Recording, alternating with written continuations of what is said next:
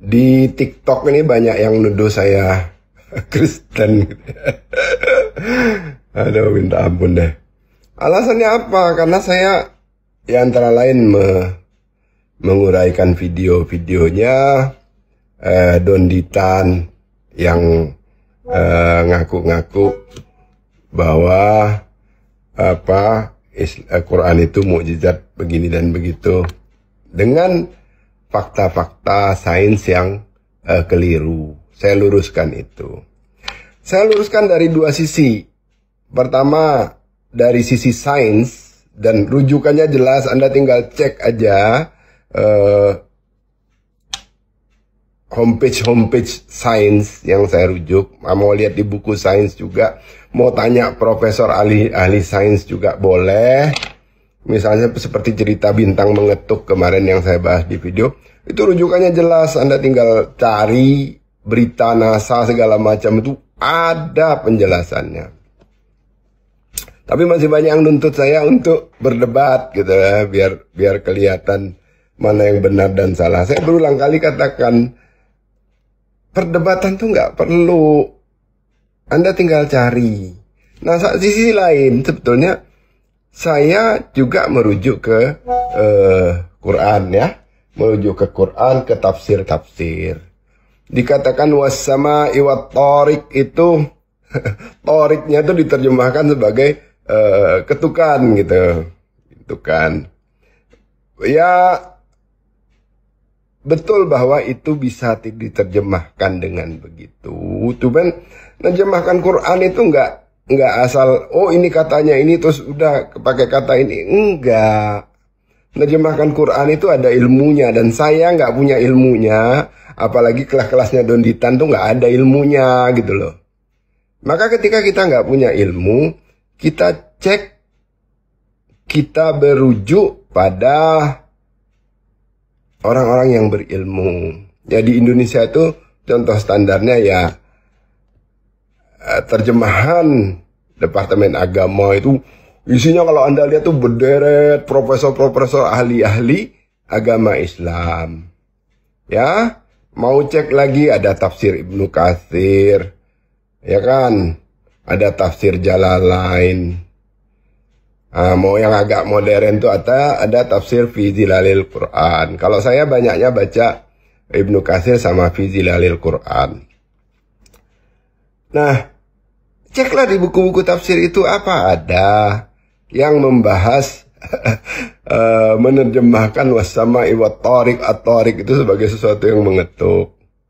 Ya, artinya orang-orang Muslim itu kalau mau pintar, mau cerdas tuh baca kitabnya sendiri dari sumber-sumber ulama terkemuka.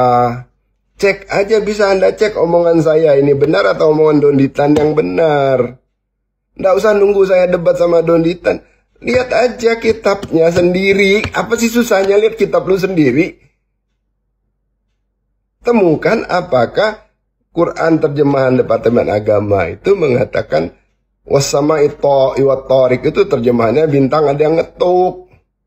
Sesederhana itu. Kalau mau nuduh saya ini ngaco, ya buktikan bahwa omongan saya itu nggak sesuai dengan omongannya ulama, terjemahannya ulama. Kok saya dituduh Kristen gitu loh? Ya, ini cuma sederhana. Orang yang belajar baca kitabnya sendiri aja nggak mau. Maunya belajar lewat TikTok, lewat podcast. Jadinya Islam apa?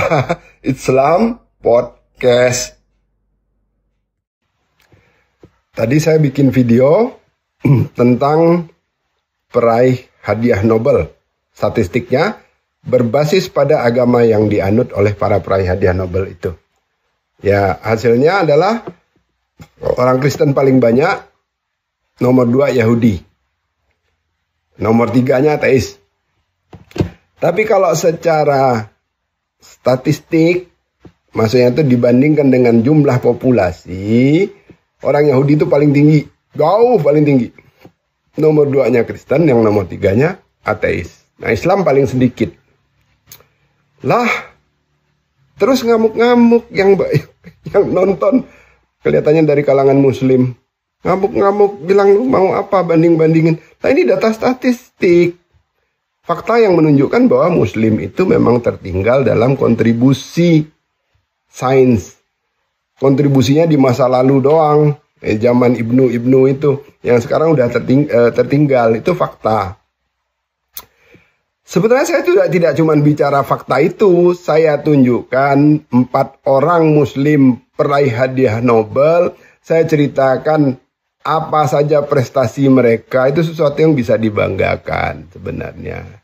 Tapi kok saya dituduh menjelekkan Islam, dituduh merendahkan Islam. Sampai ada yang bilang, kalau kamu nggak yakin dengan Islam itu murtad aja. Ya Allah, tepuk jidat saya. Jadi saya ngumpulkan data ini sebagai bagian dari presentasi saya. Saya diundang oleh sebuah universitas Islam negeri ya, UIN, untuk bicara dalam satu focus group discussion. Itu sehari penuh saya yang akan kasih kuliah sama dosen-dosen UIN tentang Islam dan sains. Ya intinya saya akan bicara tentang fakta itu tadi, bahwa kita memang tertinggal, dan ini ilmuwan muslim udah tahu semua fakta ini, mengakui fakta ini, nggak ada yang marah-marah, nggak ada yang bilang ini merendahkan Islam, nggak ada. Di TikTok doang sih emang. Yang kedua, saya akan berbagi ide, berbagi gagasan tentang bagaimana ya para ilmuwan muslim itu, periset, peneliti, dosen dan sebagainya bekerja keras untuk memajukan sains di dunia Islam, agar Islam itu tidak tertinggal, orang-orang di negara-negara muslim itu tidak tertinggal, agar kita juga ikut berkontribusi dalam kemajuan sains dan teknologi. Jadi yang ngamuk-ngamuk itu ya udahlah, emang kelasnya segitu, mau gimana lagi. Orang-orang Islam sering membanggakan yang mereka sebut ilmuwan masa lalu. Ya kalau bicara sains sekarang, kehebatan ilmu dan teknologi sekarang, sering orang tuh mengklaim, alah kalau nggak ada ilmuwan Islam zaman dulu juga teknologi tuh nggak ada. Sains modern tuh nggak akan ada. Ini ya model begitulah. Nah kalau bicara tentang sains, selalu bicaranya tentang Ibnu itu kan. Ibnu Sina, Ibnu Rushd, ya ada banyak lagi, Al-Haytham, kemudian Al-Khawarizmi dan seterusnya. Nah, lucunya tidak semua Ibnu ini benar-benar dibanggakan. Ibnu Sina itu dituduh sesat. Ibnu Rushd itu sampai di penjara karena dituduh sesat. Sesatnya kenapa? Antara lain ilmu sains itu dulu sebenarnya banyak dikembangkan oleh orang-orang Mu'tazilah, dan Mu'tazilah ini bagi banyak kalangan Islam itu sesat. Jadi dulu Ibnu Sina, Ibnu Rushd dan sebagainya itu dituduh sesat, dan sampai sekarang masih ada ulama-ulama yang menganggap mereka itu sesat. Jadi dibanggakan di satu sisi, dicerca di sisi lain. Nah demikian juga Abdus Salam menang hadiah Nobel Fisika dari Pakistan itu juga dituduh sesat karena dia adalah seorang Ahmadiyah. Jadi sering nggak konsisten gitu. Di satu sisi dibanggakan, di sisi lain dituduh sesat. Ada ceramah Ustadz Hadi Hidayat yang cukup viral tentang siapa penemu atom. Jadi dia bilang, penemu atom itu bukan John Dalton, tapi seorang muslim bernama Jabir bin Hayyan. Jadi ceritanya, Jabir bin Hayyan ini meneliti besi, melihat besi, ya. Jadi hubungkan dengan ayat Quran, kemudian dibawalah besi itu ke labnya, dikeluarkan atom besinya. Aduh ini ngaco banget. Teliti. Kemudian diberi nomor atom 26. Ya, segala macam dengan dihubungkan dengan ayat Al-Quran. Ini keliru. Ngaco. Ya, ngaco. Pertama, atom itu tidak ditemukan, tidak ada penemu atom. Penemuan itu biasanya terkait dengan apa yang dibuat orang. Jadi kalau bahasa Inggrisnya invention. Misalnya yang menemukan telepon misalnya, atau menciptakan telepon. Karena kalau pakai bahasa menciptakan nanti dikira Tuhan pula lagi kan. Penemu telepon, penemu pesawat terbang misalnya, itu disebut dengan inventor ya, invention. Nah, adapun soal atom ini kan nggak ada yang buat atom, tapi orang itu merumuskan situasinya seperti apa, keadaannya seperti apa, keadaan alam itu, maka dirumuskanlah atom itu begini. Nah, jadi tidak ada penemu atom. Orang tuh hanya membuat model, istilahnya model ya, model tentang atom gitu ya.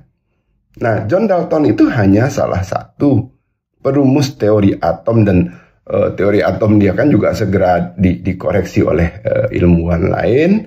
Beberapa nama seperti Rutherford ya, kemudian Bohr itu berkontribusi besar dalam perumusan teori atom.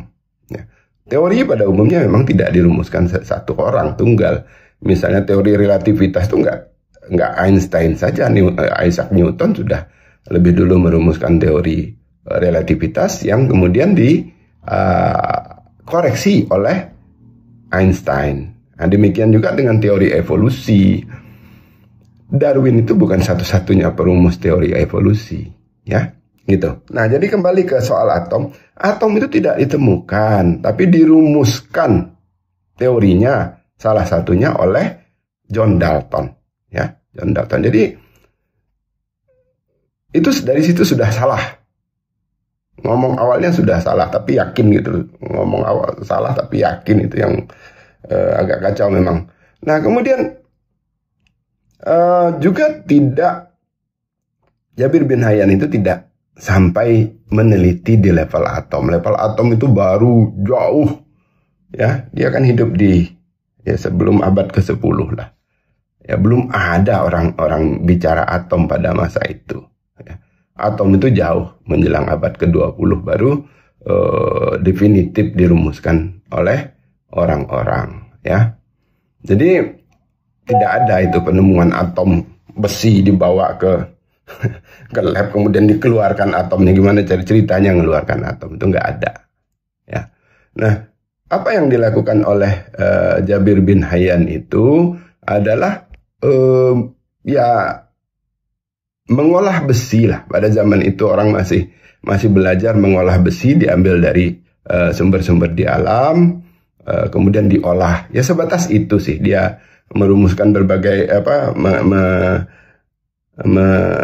mencampur beberapa bahan kimia kemudian dipakai untuk mengolah besi. Nah, yang tidak atau mungkin agak jarang disoroti adalah sebenarnya peran dia dalam mengisolasi alkohol gitu. Ya, isolasi alkohol. Perhatikan sekali lagi, tidak menciptakan alkohol, tidak menemukan alkohol pada waktu itu. Levelnya tuh mengisolasi. Mengisolasi itu artinya apa? Alkohol itu tercampur dalam berbagai dalam salah satu cairan misalnya, tercampur di situ berbagai jenis senyawa. Nah, gimana memisahkan alkohol dari senyawa itu? Misalnya ada segelas anggur, gimana memisahkan alkohol dari situ? Itu langkah-langkah awal yang dilakukan oleh Jabir bin Hayyan.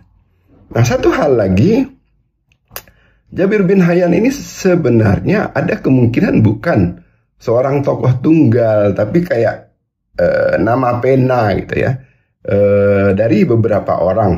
Jadi kenapa kok disebut begitu? Yang tersisa untuk kita pelajari adalah karya-karyanya, tulisan-tulisannya.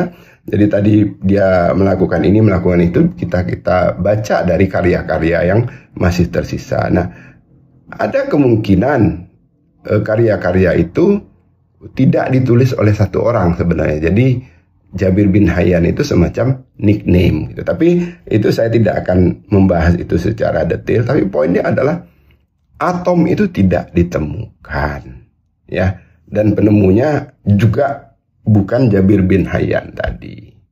Ya, segala macam yang terkait dengan itu dalam ceramah Adi Hidayat tuh ya ngawur gitu. Jadi jangan dijadikan pedoman untuk apalagi diterus-teruskan, itu ngawur banget gitu. Itu aja dari saya. To answer your question very simply, I don't feel it's necessary for me to become a Muslim to worship God. I've done that for all of my 60 years, and if anything. Ini tadi adalah video dari Dr. Keith Moore, Profesor Keith Moore. Ini orang sangat populer di dunia Islam karena dia menulis buku tentang embriologi dalam Quran. Jadi Keith Moore ini mengatakan bahwa ayat-ayat Quran yang menggambarkan pertumbuhan bayi dalam kandungan cocok dengan ilmu embriologi yang dia tekuni. Tentu saja pendapat dia itu dikritik oleh banyak sains, tapi saya banyak ilmuwan, tapi saya nggak bahas itu. Keith Moore ini diklaim masuk Islam oleh banyak sekali orang Islam, oleh banyak sekali situs-situs Islam, tapi seperti Anda saksikan tadi dari mulut dia sendiri, ya, saya nggak perlu masuk Islam. Jadi dia nggak masuk Islam. Dia cuma mengatakan saya orang Kristen yang taat, dibesarkan dari keluarga Kristen, dan punya keyakinan tentang Tuhan yang sama dengan Tuhannya orang Islam. Jadi dia tetap seorang Kristen. Ya. Maurice Bucaille juga begitu. Maurice Bucaille itu diklaim di mana-mana seolah-olah dia masuk Islam. Tidak ada fakta yang menunjukkan bahwa Maurice Bucaille itu masuk Islam. Ya, yang ada banyak lagi orang yang diklaim sebagai orang yang masuk Islam. Ya. Yang fenomenal itu Neil Armstrong, orang pertama yang menginjakkan kakinya di bulan.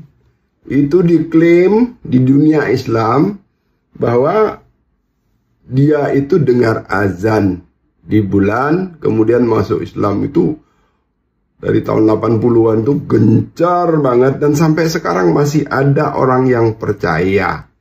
Sampai Neil Armstrong itu perlu kirim surat ke Presiden Islamic Center di India, Delhi, untuk membantah. Dia bantah, gue nggak pernah dengar suara azan di bulan, gue nggak pernah masuk Islam. Dia bilang, itu malu-maluin banget sebenarnya. Ya. Dan ada banyak lagi tokoh-tokoh yang diklaim, baik secara jelas namanya disebutkan maupun dikatakan bahwa ilmuwan non-muslim itu berbondong-bondong masuk Islam. Ini hoax ya. Ya adalah 1-2 orang yang masuk Islam. Ya, ada beberapa yang masuk Islam. Tapi kalau dibilang berbondong-bondong, beramai-ramai, itu hoax. Dan tokoh-tokoh yang tadi saya nyatakan jelas namanya itu hoax. Ya. Saya di-mention di video ini. Om mau tanya sama kamu, sebagai pemuda yang hidup di masa teknologi yang sudah maju dan mudah merendahkan agama. Gue serius banget, Om. Dari mana asalnya besi? Ya, tambang besi. Mulai soto ini. Besi itu dari meteor yang jatuh ke bumi. Aska? Oh iya? Beneran nggak tahu. Dan itu ada di Al-Quran di surat Al-Hadid. Besi itu diturunkan dari langit. Dia bilang ponakannya sotoy.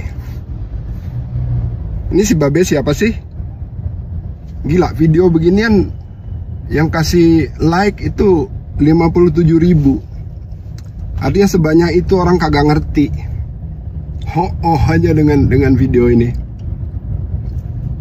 Gini ya, Babe yang di video. Yang soto itu ente, sotoy banget dah. Jadi gini, ini struktur bumi. Di dalamnya ada inner core, kemudian ada outer core, kemudian ada mantle.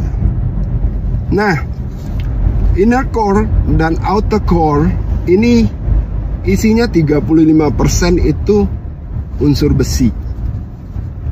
Dan yang di dalam ini, di inner core, itu yang ada di situ itu besi cair, molten iron.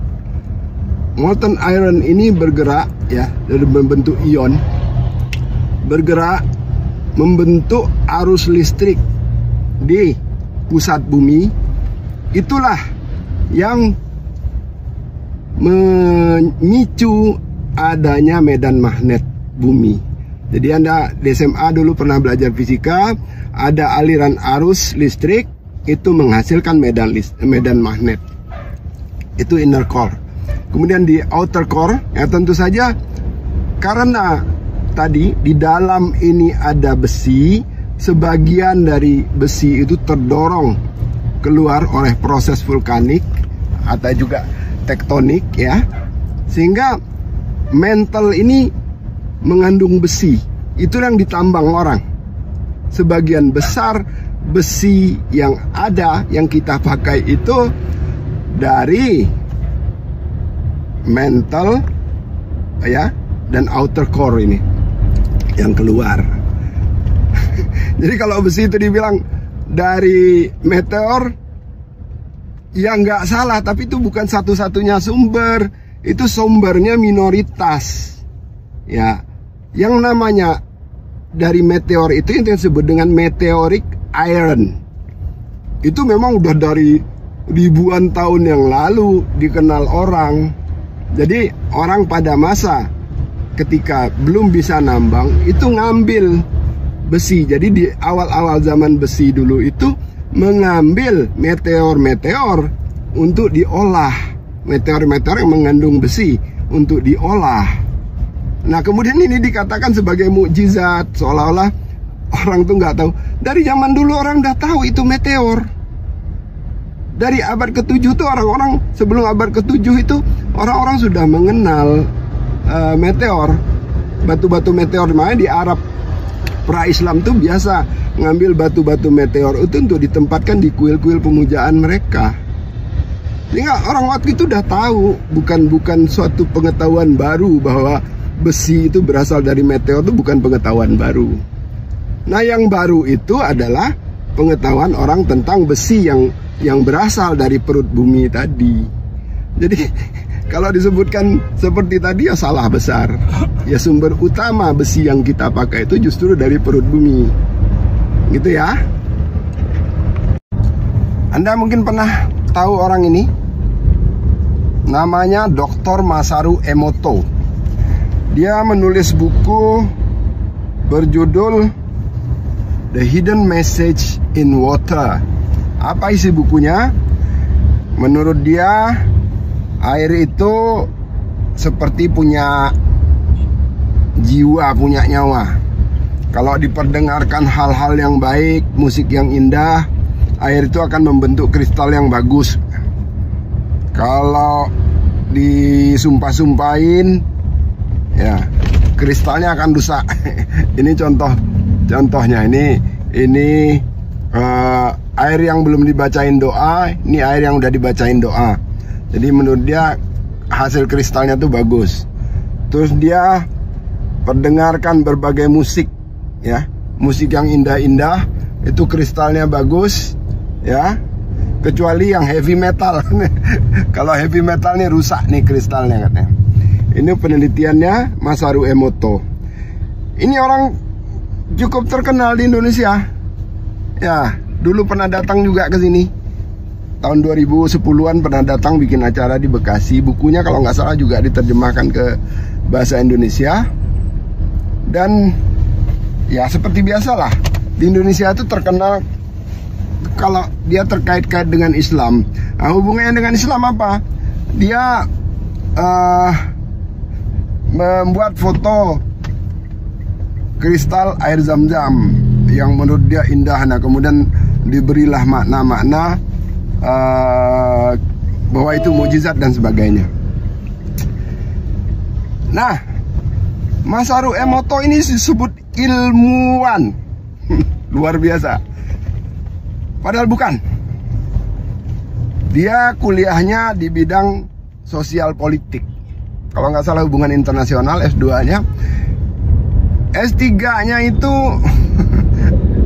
nggak ada hubungannya dengan sains. Di universitas nggak jelas di India tentang spiritualisme. Dia sama sekali bukan ilmuwan. Dan risetnya itu disebut dengan riset pseudoscience. Ya, pseudoscience itu ya gampangannya klenik lah. Nggak ada riset di situ. Jadi hasil yang dia tampilkan ini tadi itu tidak valid, ya. Gambar-gambar kristal segala macam itu tidak valid. Artinya itu dipalsukan.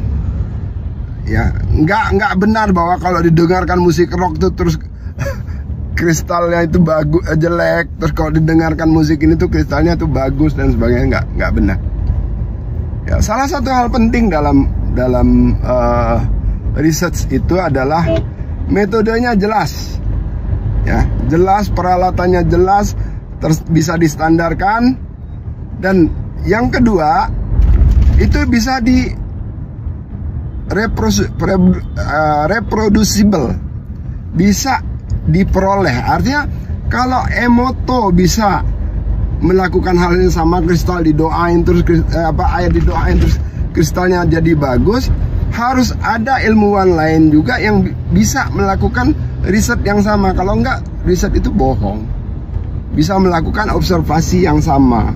Nah, ini tidak terjadi. Jadi metode risetnya Masaru Emoto ini sudah dikritik habis-habisan oleh para ilmuwan, ya. Jadi bukan sains, dia bukan ilmuwan. Terus apa? Ya, kalau saya bilang ya penipu aja. Ya, penipu aja gitu. Jadi kalau Anda dengar orang ngomong Masaru Emoto mengait-ngaitkannya dengan mukjizat dan sebagainya, ketawain aja. Kecuali kalau Anda emang penggemar yang klenik-klenik, ya silakan deh. Gitu ya. Ada banyak beredar informasi-informasi sesat tentang babi. Ya.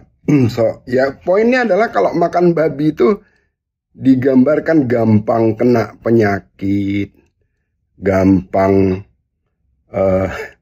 apa yang diderita oleh babi itu bakal kena ke kita. Kemudian ditambah lagi yang paling sesat itu mengatakan bahwa DNA manusia itu mirip dengan babi, sehingga kalau kita makan babi itu, DNA babi itu akan mempengaruhi perilaku kita. Ini informasi yang sesat, ya.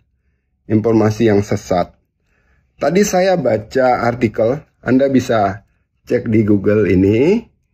Ini di site Australian Academy of Science.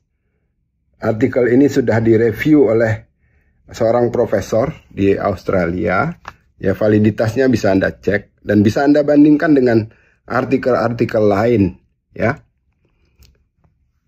artikel ini mengatakan ada kemiripan antara manusia dengan babi dalam hal apa? Dalam hal berat badan, kemudian distribusi lemak, kemudian ya ada kemampuan untuk menarik serangga. Di paragraf kedua ini Anda bisa baca. Nah, dalam hal ini, babi itu mirip dengan manusia. Mirip dalam arti apa-apa yang jadi diderita, penyakit-penyakit yang diderita oleh manusia, itu bisa terjadi juga pada babi menurut artikel ini.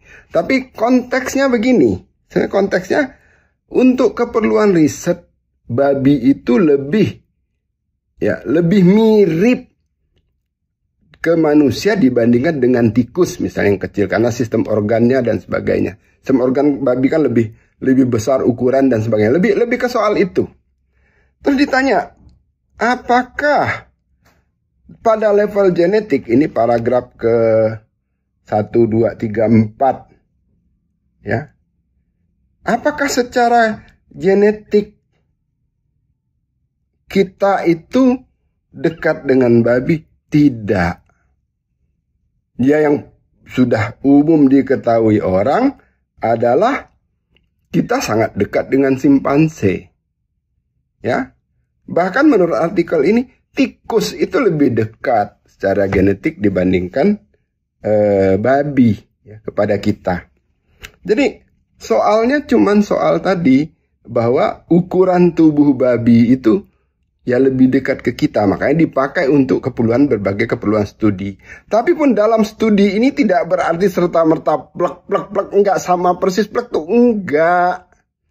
Itu yang namanya modeling. Ketika orang menciptakan model itu ya dengan memakai babi sebagai sasaran riset dia untuk riset medis, itu orang sudah tahu, oh ini bedanya di sini, bedanya di sini. Udah tahu asumsi-asumsi yang diambil. Nah, kembali lagi ke cerita tadi, tidak ada data sains, teori sains yang mengatakan kalau kita makan babi itu, terus DNA kita akan dipengaruhi oleh DNA babi itu. Sudah secara sains itu sangat tidak mungkin. Nah, terus kenapa ini digembar-gemborkan? Nah, ini pendapat saya. Ini basisnya kebencian. Jadi, orang-orang yang tidak makan babi menganggap diri mereka lebih baik perilakunya. Ya, gampangannya tidak berhubungan seks di luar nikah. Kan yang selalu disebutkan soal itu. Ya. Yang lain sih nggak tahu saya klaim lebih baiknya tuh di mana gitu. Yang sering disebut cuma soal itu. Maka dibuat-buatlah kalau kamu makan babi nanti kelakuanmu kayak orang-orang di barat sana, di Eropa sana yang mereka tuh yang nggak nikah, nggak bermoral. Orang-orang di sana kan sering digambarkan seolah-olah orang nggak bermoral gitu loh. Ya. Tapi bagi orang sana ya kita tuh nggak bermoral, buang sampah sembarangan, nggak bisa antre, korupsinya tinggi. Ya, penjaranya sampai penuh sesak.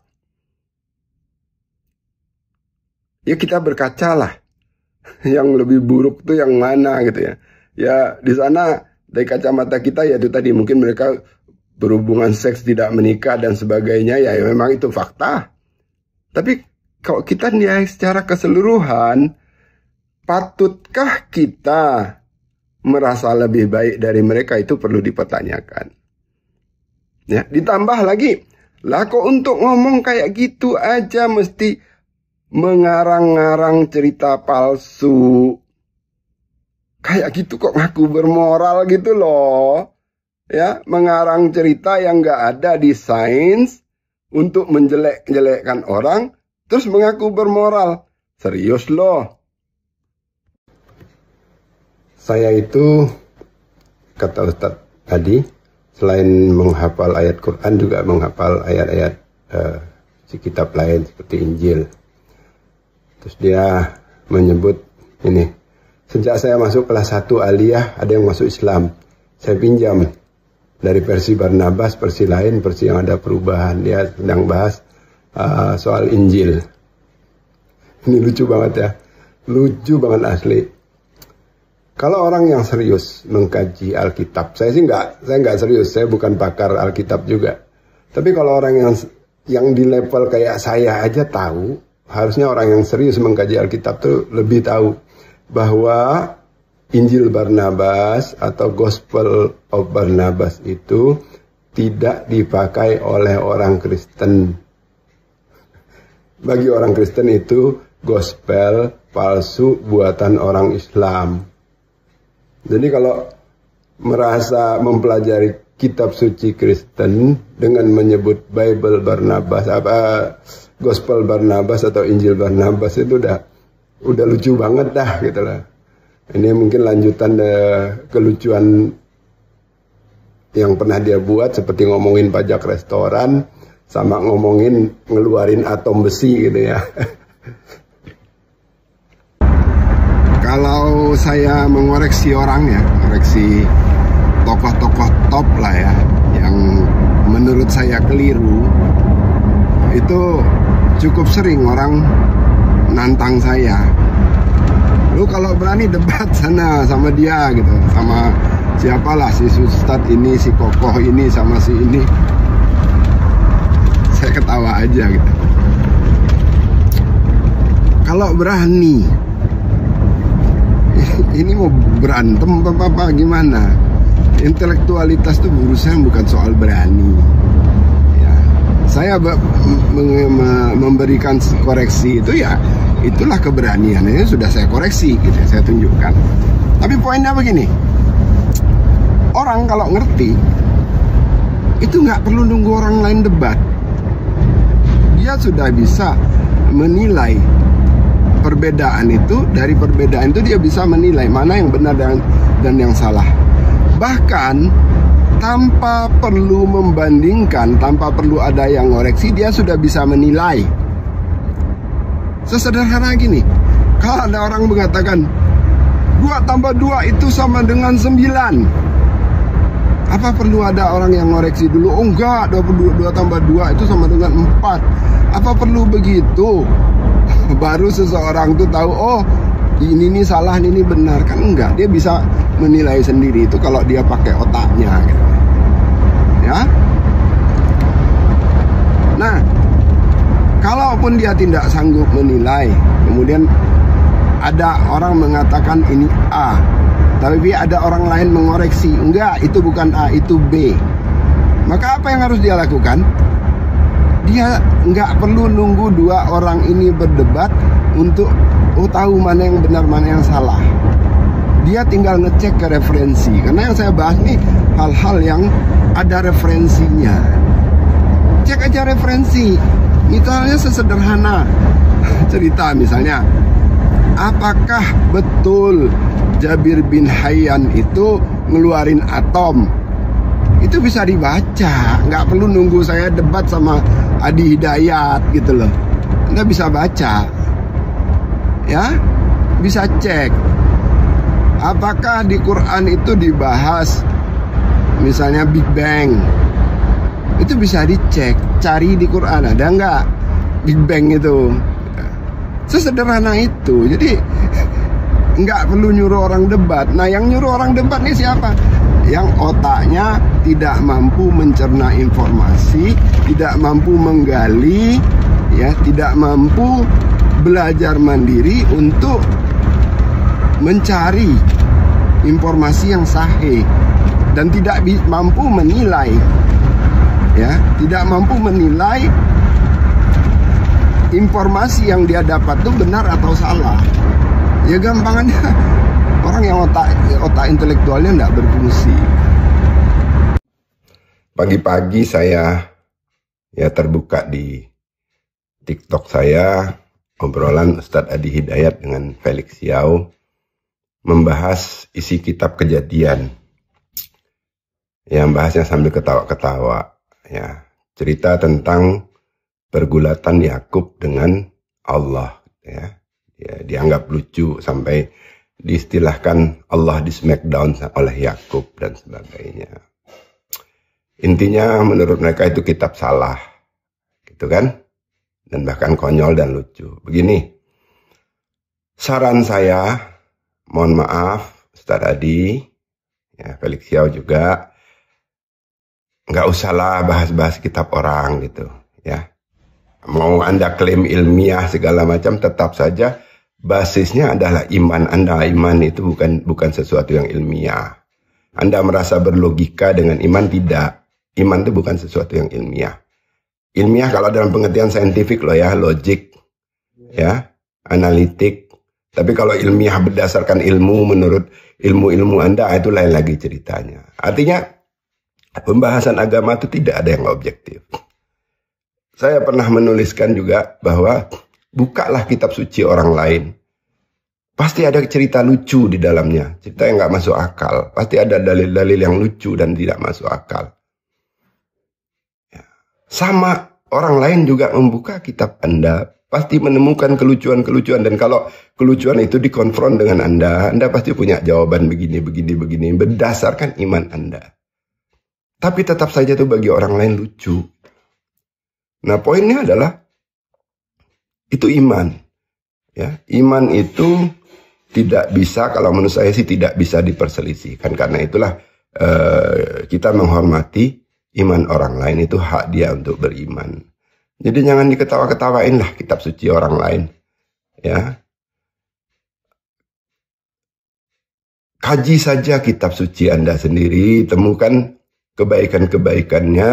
Ini tidak hanya untuk Adi Hidayat, tentu saja untuk orang-orang lain juga, agama lain. Kaji saja kitab suci Anda, temukan kebaikan-kebaikannya, lalu jalankan kebaikan-kebaikan itu mendatangkan manfaat untuk orang lain. Ya, mengkaji kitab orang lain dengan cara seperti itu tuh menimbulkan konflik. Coba dibalik, kitab suci Anda dibegitukan, wah udah jadi perkara hukum deh. Ingat nggak kasus Ahok? Ya, Anda kan masih nggak suka kalau orang lain bahas ayat kitab suci Anda. Ini dibahas di media sosial, berharap orang lain dapat hidayah pula. Jangan begitulah. Ya, jadilah orang yang berakhlak terhadap umat lain. Jangan melecehkan agama orang lain. Itu saya sih, pesan saya sebagai warga masyarakat.